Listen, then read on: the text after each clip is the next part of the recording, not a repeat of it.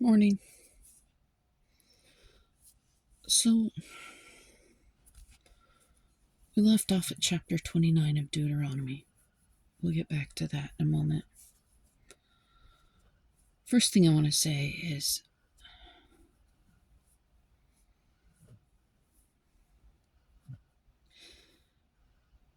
here in America we are going through some things. And I would just say I would really encourage people not to turn their eyes away from the truth. Because right now,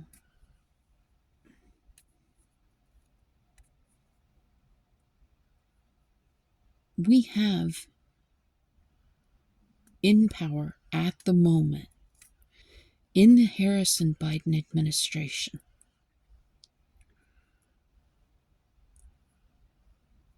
an administration that did a lot of really great things for America. Did some amazing stuff. Infrastructure, CHIPS Act,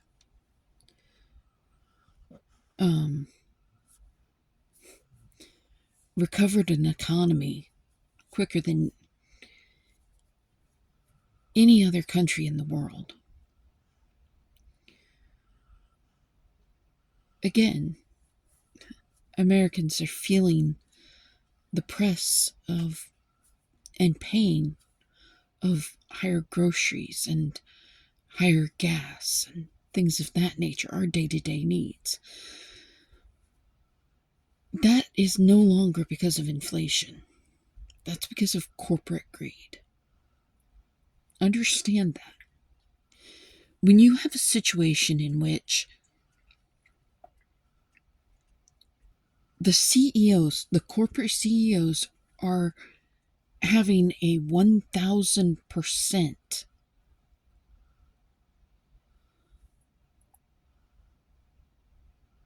raise in their pay over the course of probably a decade. And the average worker only has a raise of 24% in pay. It is not because the government or the administration that is currently in power is doing something wrong. This is because of corporate greed. Don't turn your eyes away from it. Don't look away from the truth. Corporate greed has brought us to a point where people go to the grocery store and we now have a middle class living paycheck to paycheck, and our poor, as a general rule, you have them, each individual in a family, working at least 2 jobs to try and make it.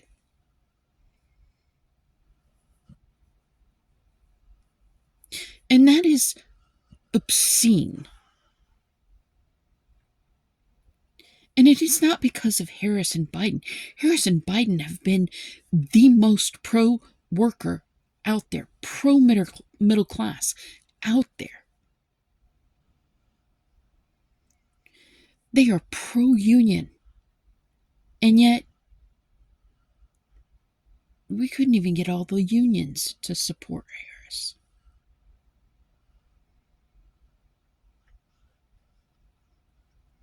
They are pro-worker, and yet we couldn't get all of the people that are living in that incredible poverty to understand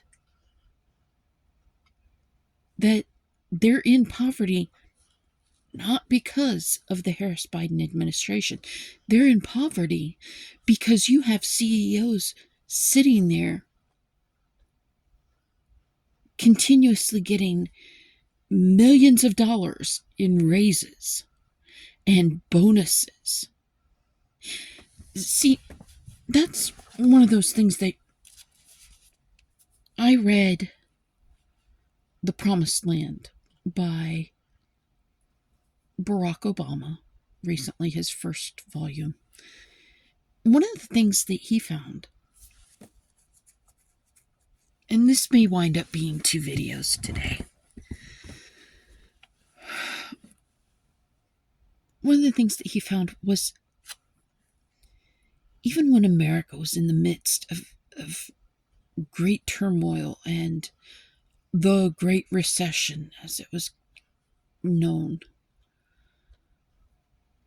the reality is that the CEOs were still doing things that were obscenely greedy. You had banks getting bailouts that were continuing to increase their rates on the working class, that were continuing to give large bonuses to their board members and their CEOs, that were continuing to take extravagant vacations and buy massive homes and yachts and things of that nature, things that they didn't need.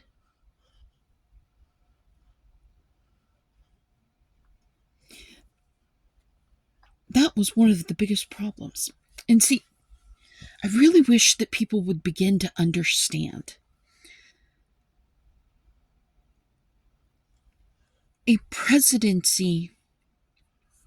Well, they don't have all the power that we would like to think that they do.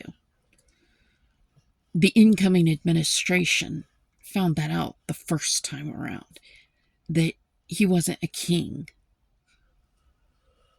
Unfortunately, the Supreme Court decided to give him the power of kingdom. And that was wrong. Dead wrong. Why? Because we have several members on that court that are not doing their job. And they're not doing their job the way it was intended to be done. They're not upholding their oaths of office. One of the things that people really need to come to understand, the first 4 years of any administration are not going to be the changes that you're going to see them making. I was born in the Carter administration. The very first president that I recognized had some form of power or something more was Reagan. President Reagan, during the 1980s, began what was called trickle-down economy.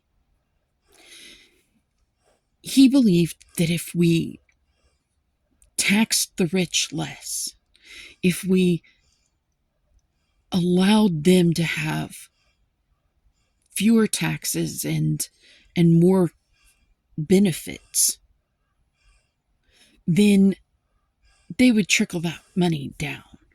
They wouldn't hoard it. They would trickle it down to the rest of the economy.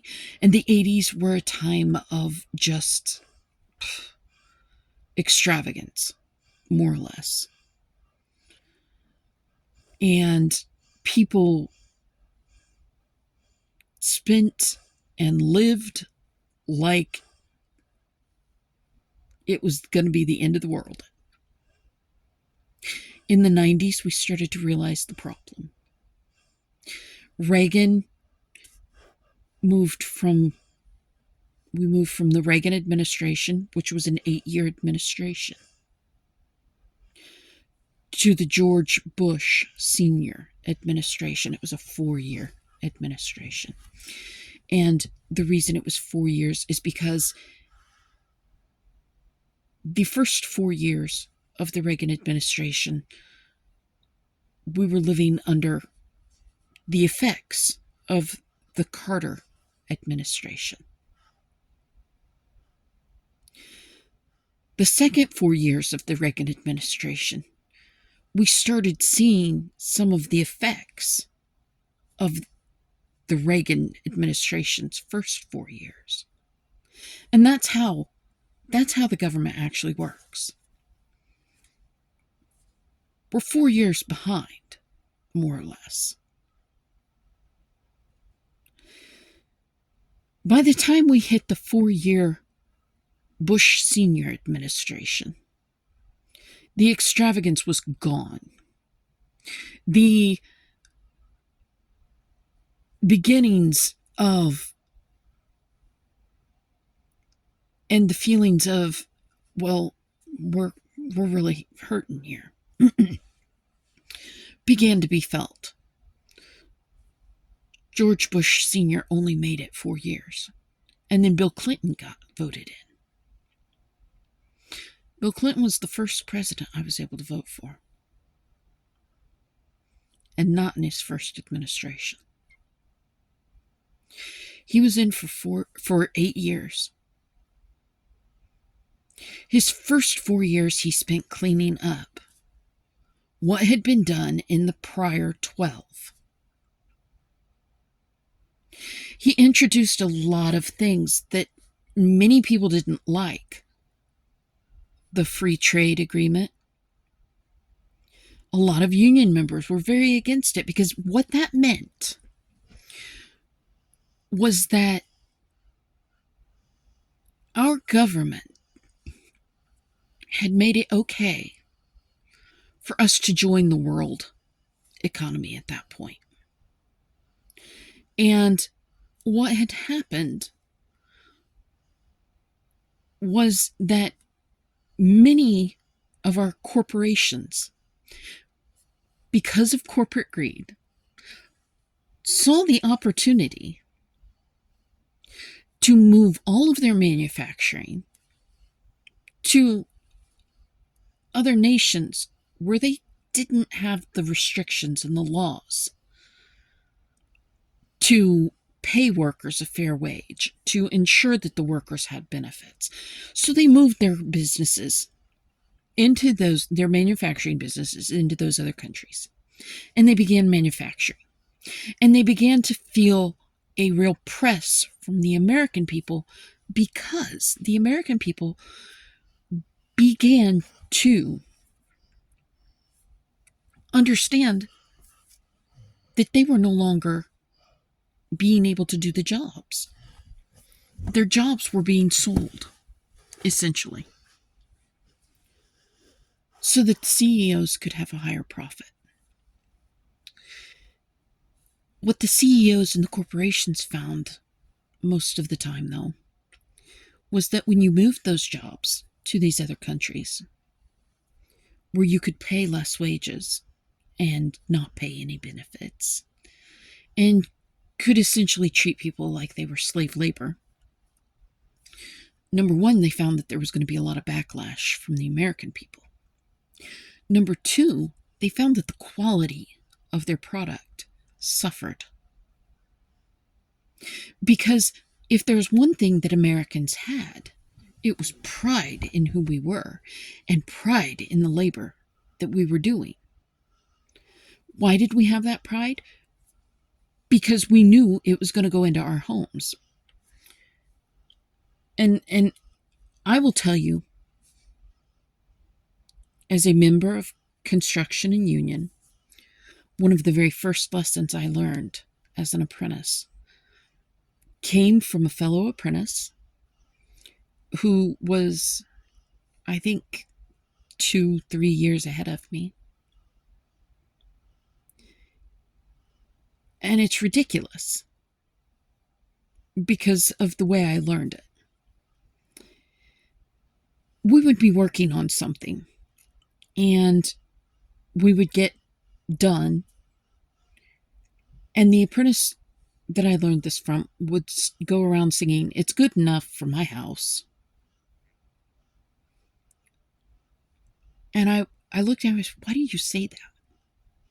He said, because I know if it's good enough for my house, if it's the work that I would want in my home, then I can walk away from it here. And that was the level of pride that we as Americans took in our labors.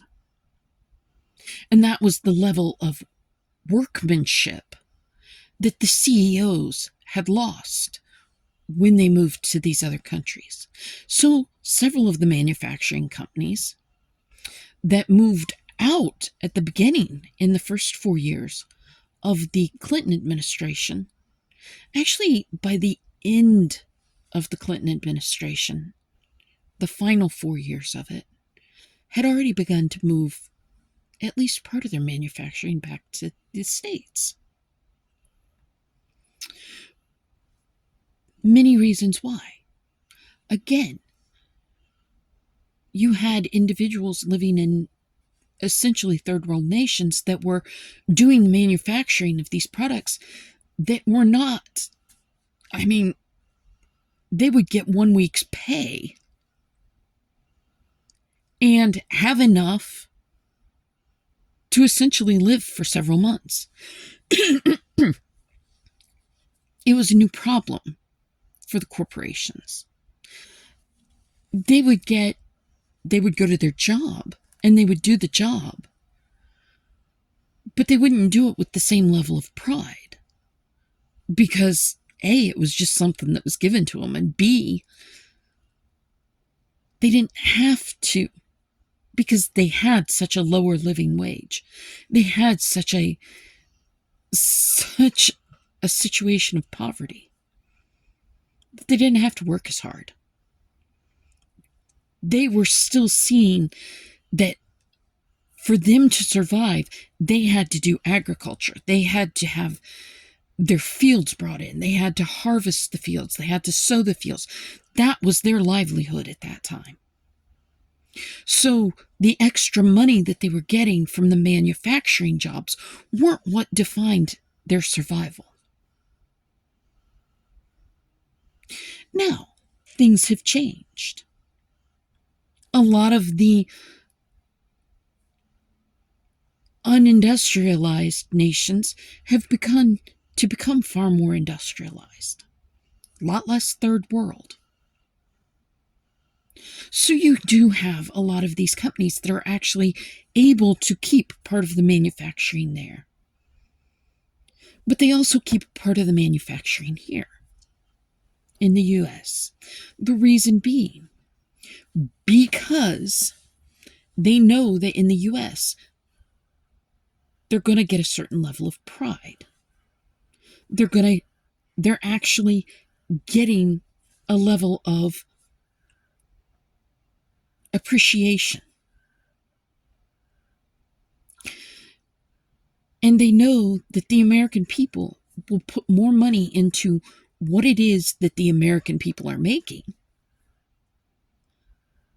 than if it was lower quality and made in another nation.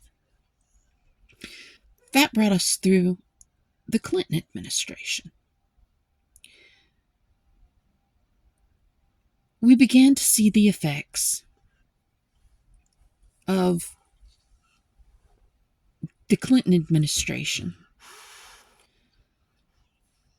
Like I said, the first 4 years of the Clinton administration and the last 4 years of the Clinton administration.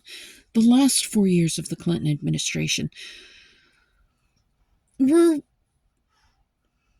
problematic, but not for the reasons that you would think.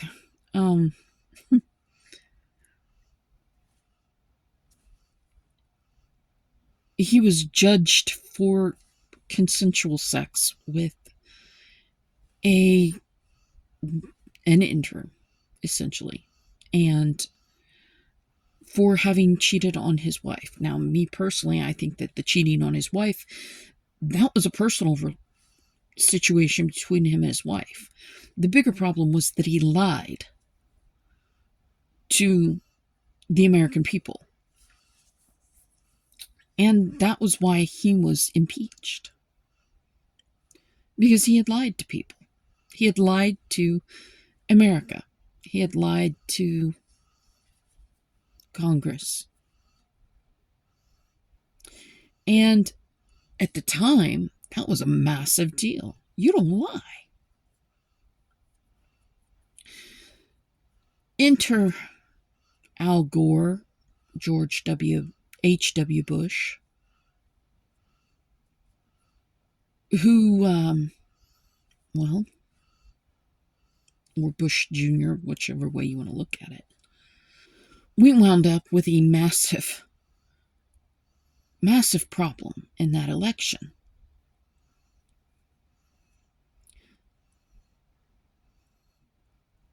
The Electoral College made a really bad decision.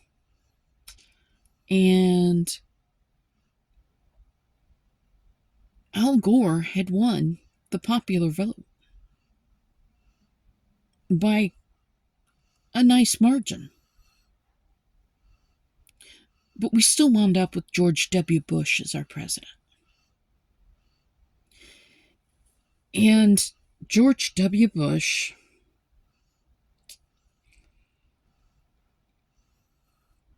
began to roll back some of the benefits of the Clinton administration. And more than that, George W. Bush began again reinstituting less taxes and trying to reinstitute trickle-down economics. George Bush and George H.W. Bush, George W. Bush, the Bushes, came from a very well-off family.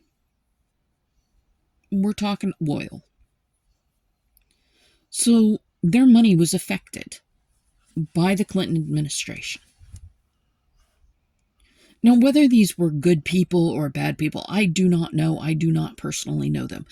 I know that their administration came up with some policies that really sucked for the American people, for the middle class, but did great things for corporate America, allowed corporate America to become the massively greedy monster that it has become. And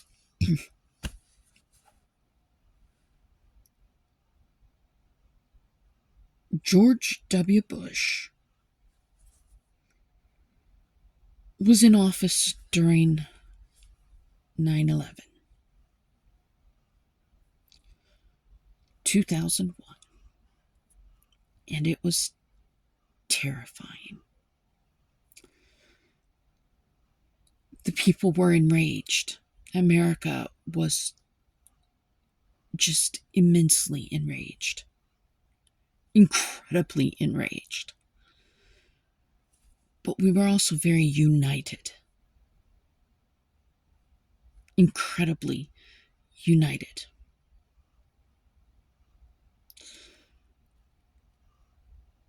And we allowed the Bush administration to enact a lot of security issues, security laws that we likely would not have had we been thinking a little bit more about it. And we were all determined that those that did this would pay. Now, Bush Sr. had dealt with Kuwait and Saddam and the desert, Operation Desert Storm, all of that. George Bush Jr. and some of his administration followers didn't just try to go after those that assaulted America, but tried to repay some old wrongs. And that was how we wound up in the Iraq War. Because he became determined to finish what his dad had started and go after Saddam. And that is what was done. False claims were made. In 2004, I filed for bankruptcy. I had just topped out and finished my apprenticeship in 2002. I lost everything I owned in 2004. A lot of people did. A lot of people did. By 2005, I had already begun the works of attempting to go to another nation and live and volunteer, fulfill a dream. I was there under the Bush administration.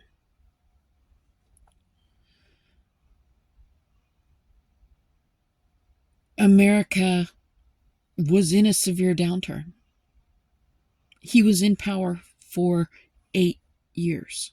His administration lasted 8 years. The first 4 of his administration were from a lot of the benefits of the last 4 of the Clinton administration. The first 4 years of laws and things that that Bush enacted, and a number of the things that began to be really felt after 2001, after 9/11, began to be felt in the final 4 years of his administration. And instead of walking back some of the corporate tax breaks and things of that nature, the Bush administration doubled down in that last 4 years.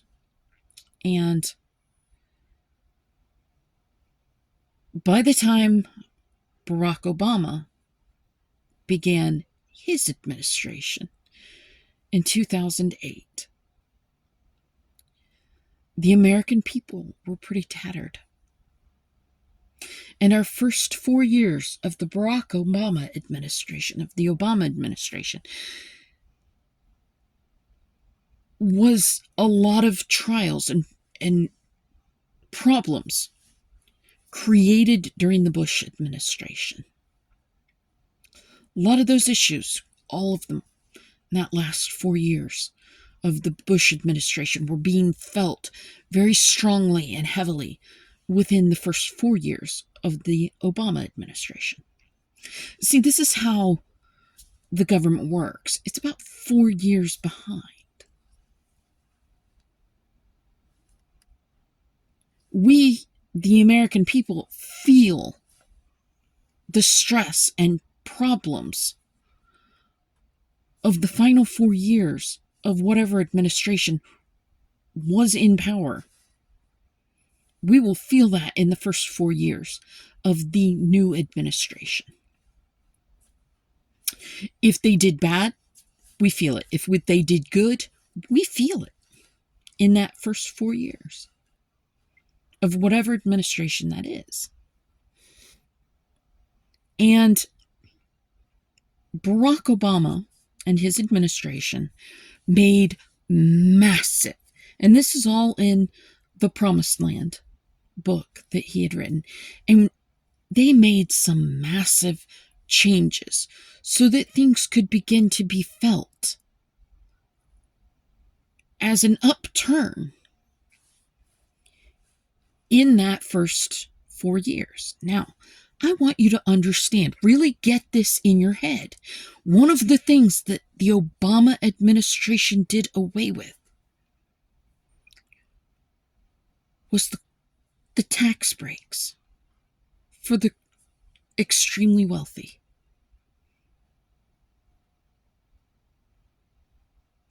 He began to ensure that the corporations were going to be paying closer to their fair share. Now, it was not the same level of break that Bush had given them. They were still at a break. The corporations and the extremely wealthy were still benefiting from the Bush administration tax breaks. Why? Because of laws. The laws are laid out for a period of time. But there were other ways that we could ensure that the corporations were paying their fair share, that the wealthy were paying their fair share. And that began a time of recovery for the middle class. We began to recover and actually find that we had some breathing room. We began to find that manufacturing jobs were coming back to the United States a little more at a time. And we began to find that there weren't the extreme costs of college and any number of other things. Things began to become a little bit more fair. And not just for the white American, the white male American, but for America and Americans across the board.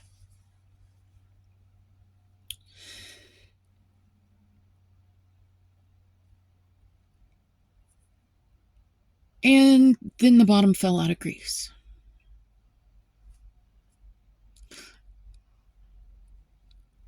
And when the bottom fell out of Greece, that was at the end of his first 4 years in office.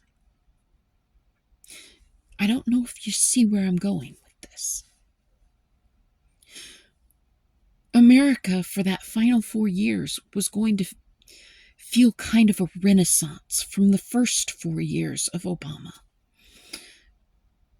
Things were starting to grow in that final 4 years and really getting to go pretty well. And then the bottom fell out of Greece. And Brexit began to happen in England, in the UK. And there was a lot of troubles going on in the world. And now, because in the Clinton administration, America had become a big part of the world economy, we had become quite a big part of the free trade and the world economy. We felt it more.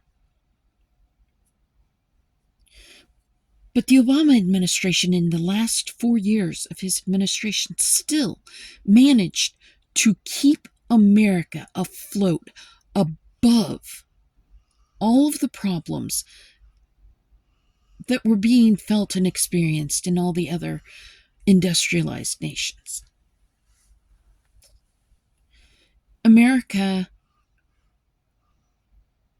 was still recovering from the continual war that had begun in Iraq, the continual war that had begun in Afghanistan. America was still recovering from the corporate greed. In that final 4 years, we were still working our way through it, but we were feeling it in that final 4 years. And then, like I said, the bottom fell out of Europe, and recovery efforts had to be made there. And then we came up to 2016. Now, I'm telling you this as an individual that I can tell you with 100% certainty and clarity, I do not remember most of it. Because on April 16th of 2011, I had a life-altering car accident. My brain got bounced around in my head. And I have whole years in which I do not remember things. Even now, it's a struggle for me to fight with my memory. Whether that's become age or just trauma, I don't know. But until I read The Promised Land, I can tell you there's a lot of things that I completely missed and didn't know had occurred. Like, for starters, Greece had a bottom fallout. Europe had all kinds of problems. Didn't remember any of it. I couldn't even tell you where I lived after April 16th of 2011.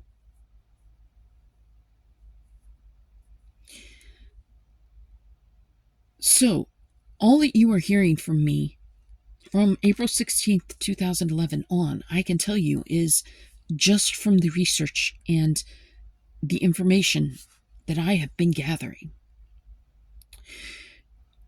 And when we came up to 2016, apparently there was a pretty bad election move made, on par with what occurred in the Al Gore, George Bush election.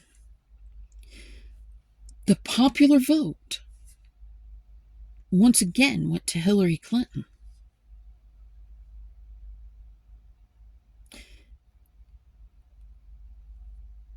And the individual that won the Electoral College and became the president had no clue what he was doing. He has continually treated America like it's a game.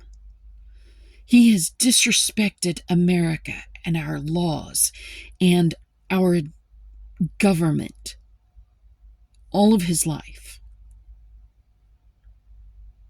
He has used manipulation and deceit and deception, distraction, all in his ways of obtaining power and control. And in that first 4 years, he realized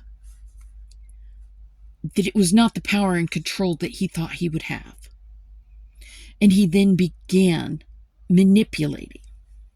And see, any and all benefits of the economy that were being felt in the 4 years of his administration were all from the Obama administration. That final 4 years of the Obama administration, that economy rolled over. And so, for him to have been able to tank the economy as badly as he did in his first 4 years in office, that lame duck session that he had, means that he had to work really hard at being really bad at the job.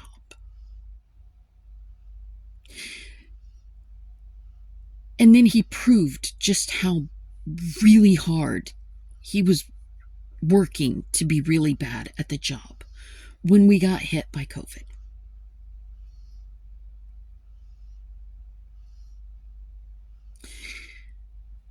And now we're beginning to get into the areas of my memory that are confused and spotty.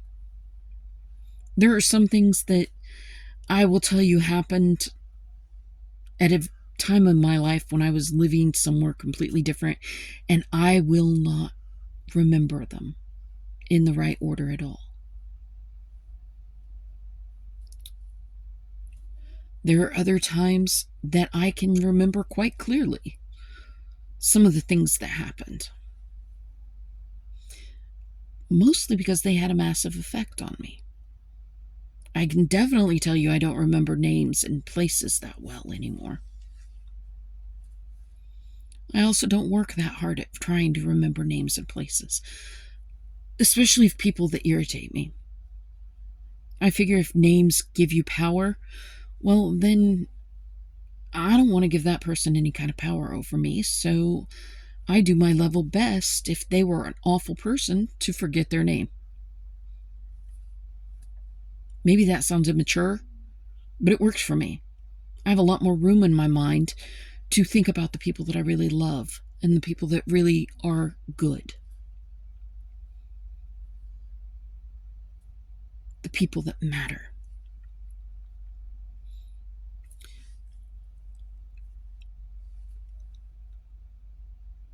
There was the 4 years of that administration that just tanked. And that was what we felt throughout pretty much the last 4 years of this administration, the Biden-Harris administration. The recovery that the Biden-Harris administration has done has been unbelievable, miraculous almost, if you want the truth. It's been almost miraculous because of the way that they have been able to pull us out. The way that they've been able to do it, once again, ensuring that corporate America and the most wealthy actually begin to pay their fair share. We're no longer in this time of being able to lie to ourselves and say that trickle-down economics works. We know it doesn't. Once again, I have already said this. I lived in a third world nation and worked as a volunteer for the American government, being taught by the American government that you have to start from the ground up. The economy has to be built from the ground up. That communities have to be built and strengthened from a strong foundation and built ground up. Trickle down won't work. It doesn't make its way down. The reason I tell you this is because, once again, we see in God's Word where God has shown that wealth can be a true stumbling block. And we see it in America's government. And now, today, and I will tell you with my whole heart, I do not believe that the individual that is about to go into administration this month is the individual that won the race. I don't believe it. I don't believe that. Well, number one, we've already proven that he didn't actually win the popular vote. Number two, I believe that he and several of his friends that are in other countries worked to subvert the Biden-Harris administration, worked to subvert the American government. And I believe, given time and recovery, the American government is going to find that there was real treasonous acts on his part throughout the last 4 years.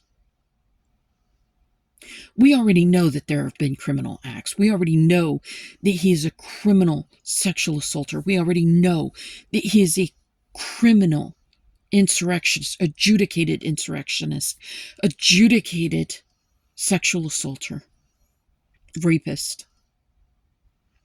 And what I would really encourage you, America, is don't turn your eyes away from the truth. Don't look away from the truth. Look at the truth. Stare it in the eye. See him for the false prophet he is. We are now beginning to see recovery. We are in the final year of the Biden-Harris administration. And the last few months, the administration has been showing just exactly how the economic system works in America. The recovery, the government comes in to do the recovery efforts, and the economy doesn't actually recover until 4 years later.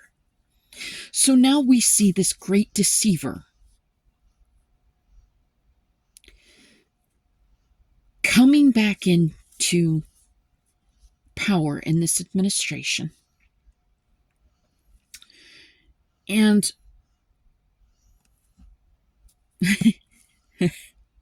look, he's about to inherit another good economy. Not create it, inherit it. He's about to tank it. He is going to once again prove to America just how bad he is at this job. Because he will tank the economy. And right now he's using distraction to try and turn everybody's eyes away from the sexual assaulters that he wants to put in office, the insurrectionists that he wants to set free, the individuals that were working against America's best interests with foreign nations like Russia and Syria.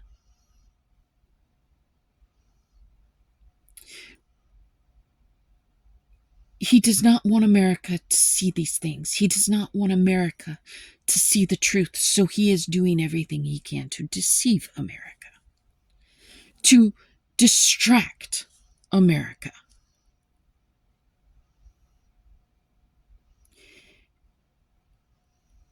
He is going to come in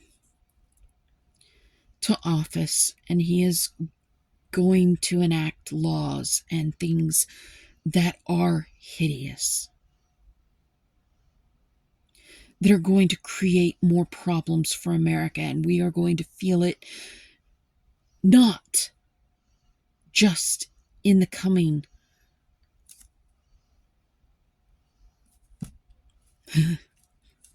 not 8 years from now. We're going to feel it in this 4 years. Because he's going to do anything and everything he can to take America and to take America out of the world stage. After having been on the world stage and a part of the world economy for decades now. And essentially what's going to happen is it's going to tumble not just America, but much of the world economy. And the only reason that it's going to be done is because of greed. Don't let yourself be distracted. Do not turn away. Look at the truth. See it for what it is. And the very next opportunity you are given, vote against it. Vote for the truth and against deception, against false prophecy, against distraction. Vote for the truth. Follow it. Grab it with all you've got. Don't turn away.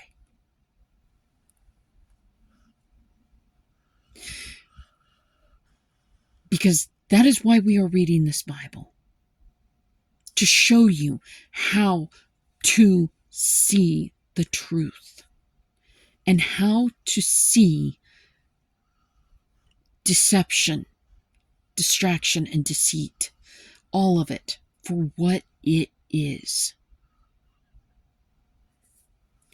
Now, I'm going to stop this. And we're going to go into our reading.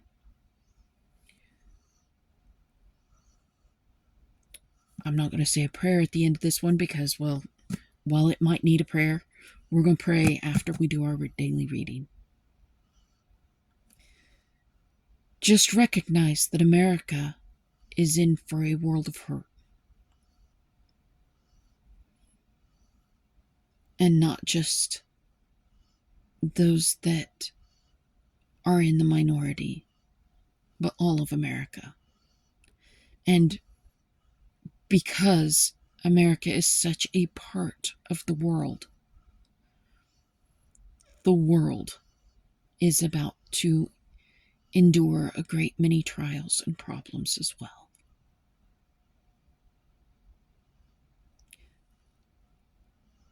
Stand up for the truth, people, please. Don't turn your eyes away from it. Be kind to yourself and others.